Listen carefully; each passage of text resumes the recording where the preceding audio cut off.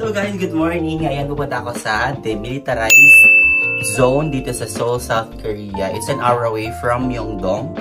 And ito malalaman at matututuhan natin kung paano ba nagkaroon ng lamat ang South at North Korea. Tingnan natin yung kwento, pakinggan natin yung kwento ng ating tour guide at ng mga pwede nating malaman tungkol ito sa between South and North Korea. So, samahan nyo ako. Itong tour talaga na to, last minute ko siya binook, pero ito talaga yung gusto kong puntahan dito sa Seoul. Dahil gusto ko talagang first hand makita din yung situation, kung ano nga ba talaga ang demilitarized zone na tinatawag nila.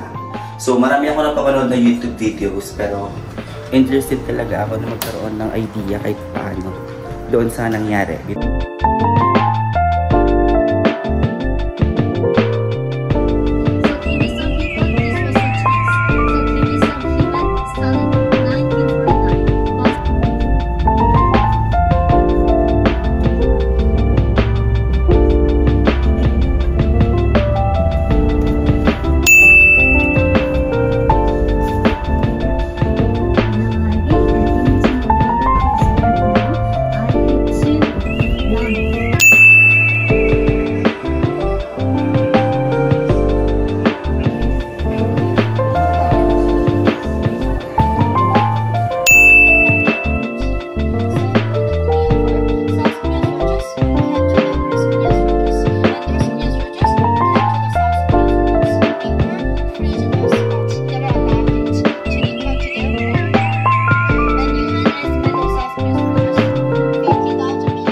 The Unification Bridge.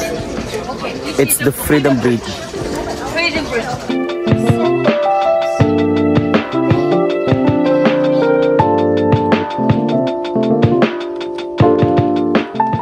So we are here at a train station. Ito yung last train station here.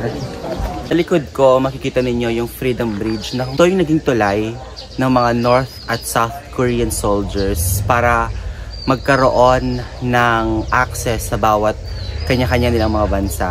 Yung kwento ng tour guide natin kanina, sabi niya, itong bridge na ito ay naging unification bridge sana ng ilang mga sundalo at ng dalawang bansa. Pero hindi ito kinikilala ng North Korea, kundi ang South Korea lamang ang kumikilala nito. So, tinawag itong Freedom Bridge para sana magkaroon na ng kapayapaan ang dalawang bansa.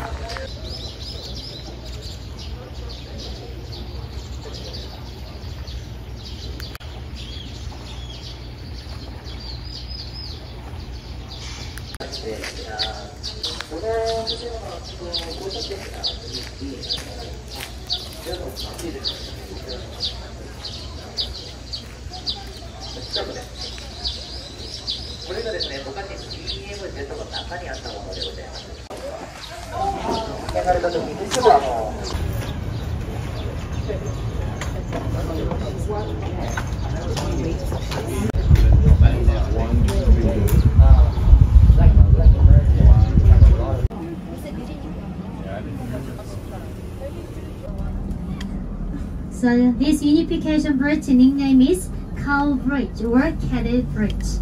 But dear my guests, do you know why he carried 1,001 cow to nurse? Do you know why? He stole the money from his father, right? His father sold one cow. So 1,000 is for the payback. So that's why. So you can see this beautiful river here. The Imjin River is originally from the North Korea and is connected to the Han River. And we found two dead bodies from this river. And one is the woman and one is the child. And we figured it out. They're from the North Korea. Two, one. Ta-da! This is the only one.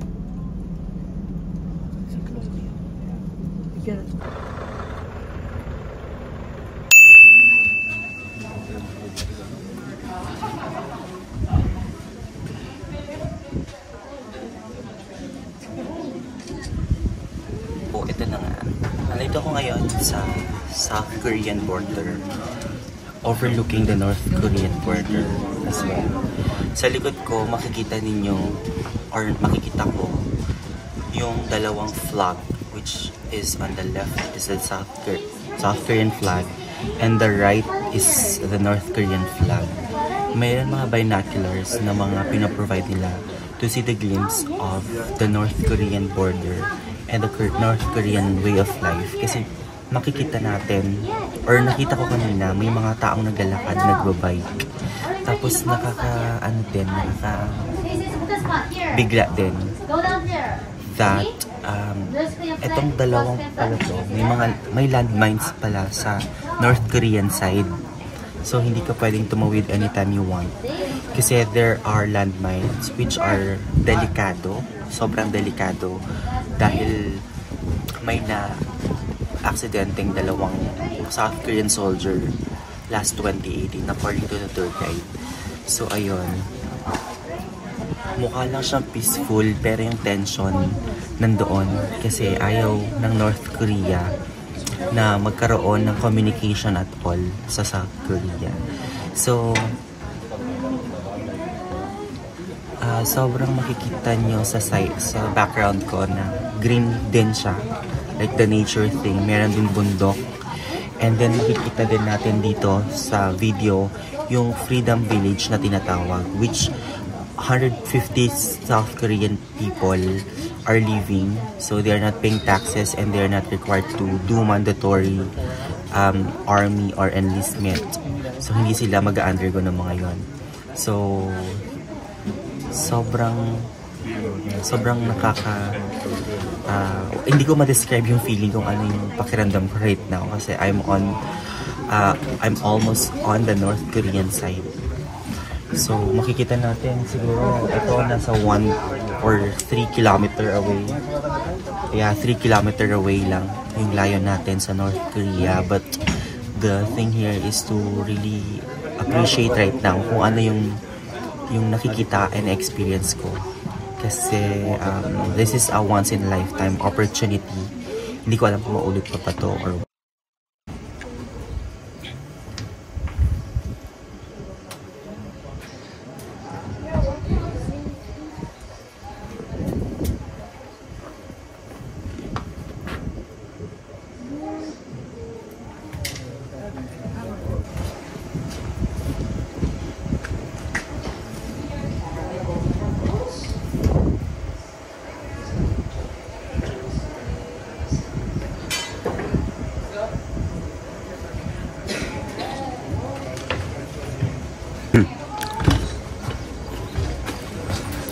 So, gumamit ako ng binoculars to see the glimpse of the North Korean side.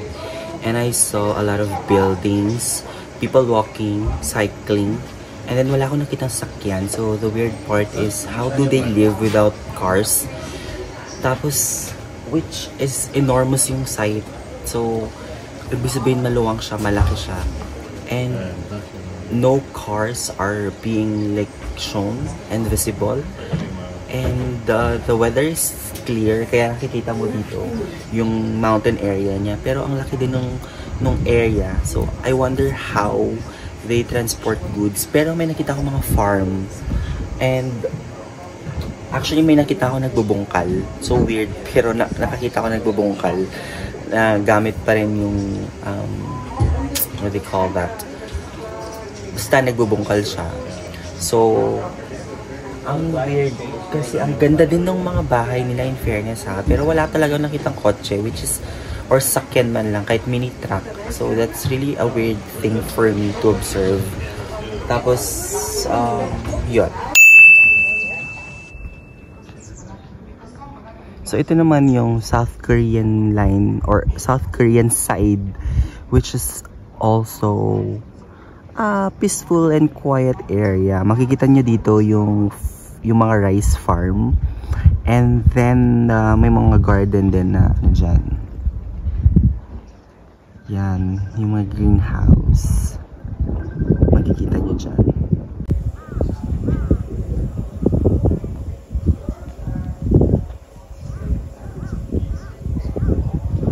Tapos na kami dito sa Dora Observatory. So pupunta na kami sa Freedom Village, na kung saan we will of course experience again kung ano yung nandoon. So hindi ko pa rin talaga alam yung masasabi or yung impression ko with this experience. Sobra pa akong na-overwhelm about this experience, guys. So I'm lucky and as well as like privileged siguro to have visited this demilitarized zone between South and North Korea. And I hope magkaroon pa rin ng peace and pag-uusap later on. So they would live this normal lives they are aiming for, lalong-lalo na sa South Korean side. This belongs to the North Korea.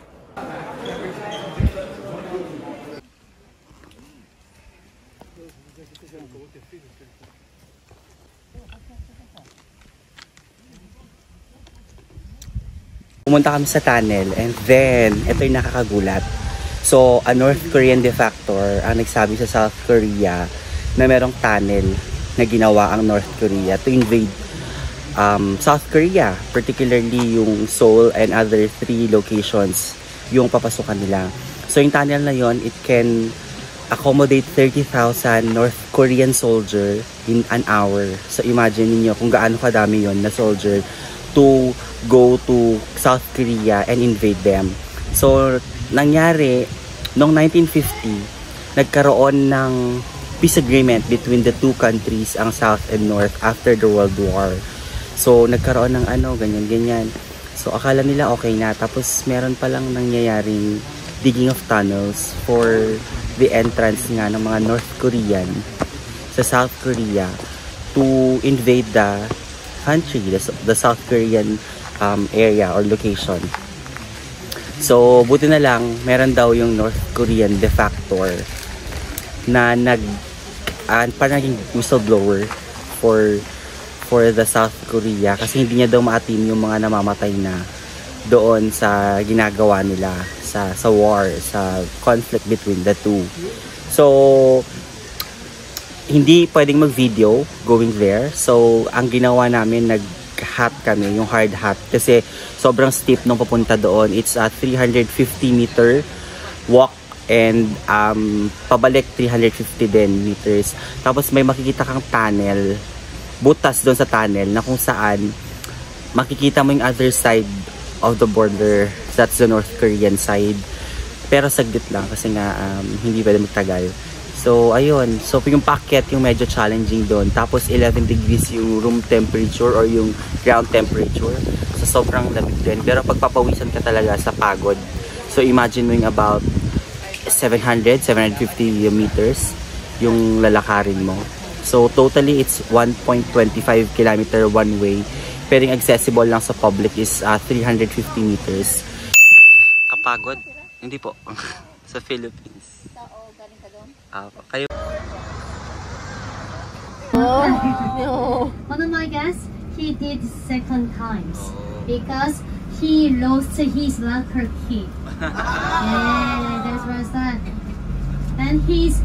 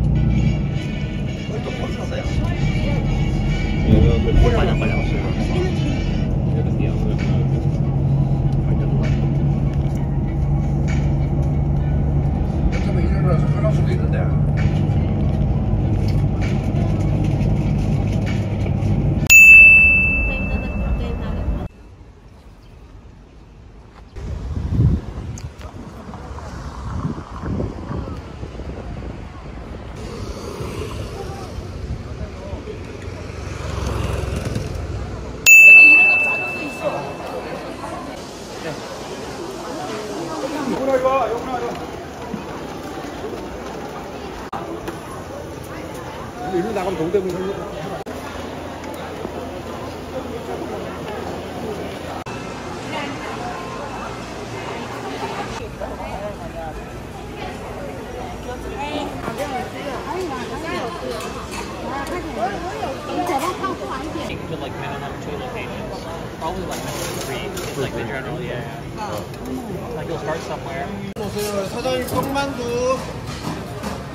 Street food shop pero aesthetic. Oh, di ba? Kabog.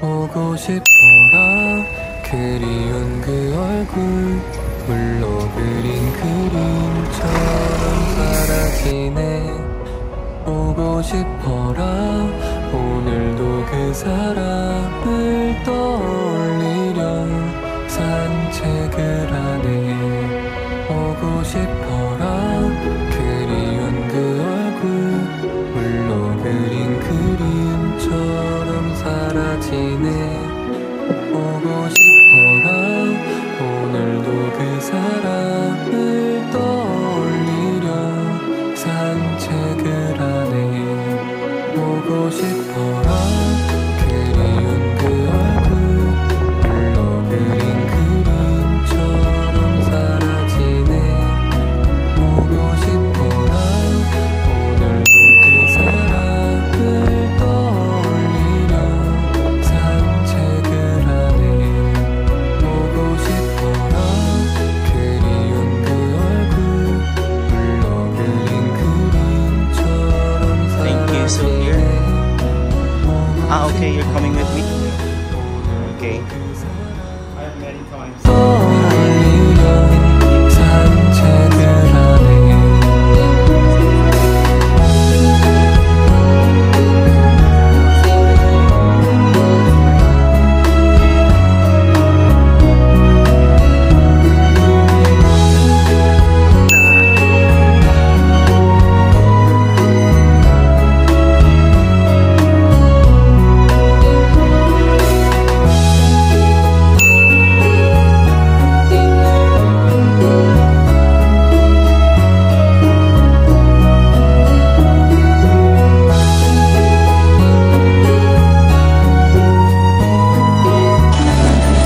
Okay, so parang ano siya dito for lively siya and then for kabataans, for youth siya.